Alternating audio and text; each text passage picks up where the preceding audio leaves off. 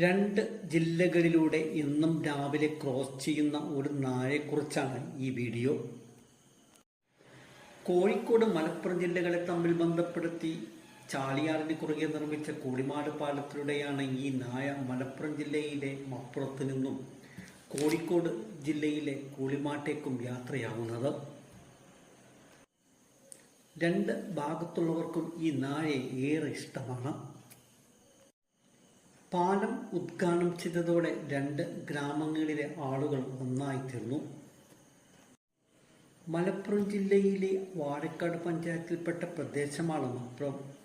കോഴിക്കോട് ജില്ലയിലെ ചാത്തമംഗലം പഞ്ചായത്തിൽപ്പെട്ട പ്രദേശമാണ് കൂളിമാട്. 5 റോഡുകൾ സംഗമിക്കുന്ന അങ്ങാടിയാണ് കൂളിമാട് അങ്ങാടി. കൂളിമാട് പുകവലി വിരുദ്ധ നിരോധിത അങ്ങാടിയും കൂടെയാണ്.